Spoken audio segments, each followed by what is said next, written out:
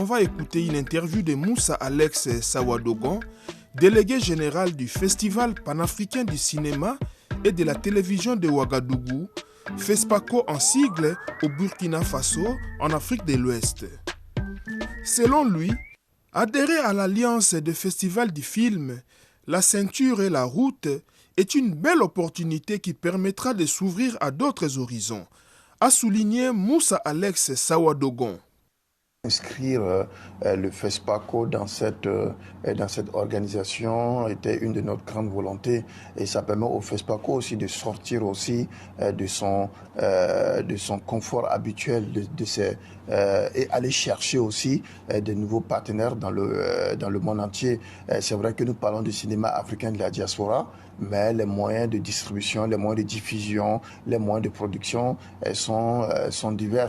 Et c'est de pouvoir permettre au cinéma africain aussi d'être en contact aussi avec un public aussi qui n'a pas l'habitude de voir le cinéma africain et arriver à montrer à travers le FESPACO, à travers, disons, cette organisation-là, ça permet au FESPACO d'être au Festival de cinéma de Shanghai, par exemple, être en Asie, et ce qui va permettre aux Asiatiques, aux Chinois et autres populations de voir le cinéma africain. Parce que pour renforcer une industrie cinématographique, il ne faut pas se contenter de la consommation locale, il faut aller au-delà de son lieu, et cela va nous permettre de pouvoir faire connaître le cinéma africain dans le monde entier. Partenariat avec le Festival de films de Shanghai.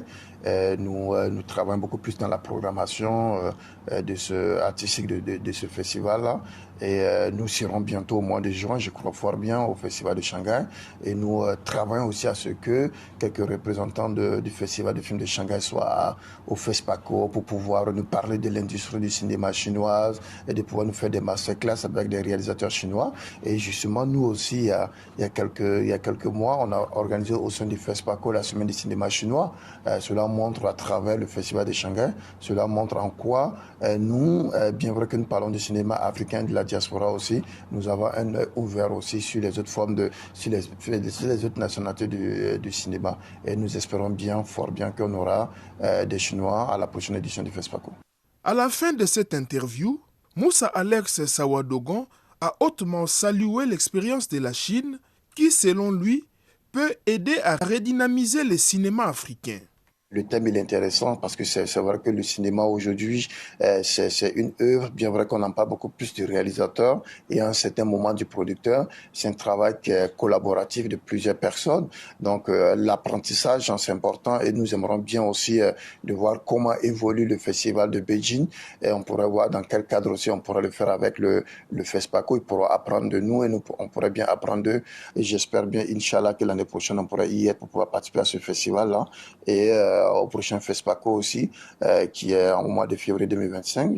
J'espère aussi qu'ils pourront être là pour qu'ensemble on puisse renforcer ce partenariat-là. Nous sommes conscients, nous, très bien que la force de ce cinéma chinois-là, de l'industrie du cinéma chinoise, sur nos propres créations, nos propres imaginaires. La Chine est beaucoup en avance en matière de production, de diffusion et même de distribution du cinéma chinois. Et je pense qu'avoir la Chine avec nous, c'est de pouvoir nous partager les savoir-faire, de les partager aussi les manières de pouvoir diffuser les films dans tout l'État, pour toute la nation chinoise. Et je pense qu'on peut beaucoup apprendre aussi, de pouvoir aussi faire de telle sorte que amener la population africaine ou de chaque pays, de chaque nation pour aller au cinéma, parce que les Chinois adorent beaucoup le cinéma, ils vont au cinéma et je pense que cette expérience pourrait nous aider aussi à pouvoir nous renouer avec nous-mêmes et de pouvoir aussi y aller et de pouvoir surtout renforcer, dynamiser l'industrie du cinéma africain à l'instar de l'industrie du cinéma chinoise qui aujourd'hui est un exemple, qui aujourd'hui est l'une des plus fortes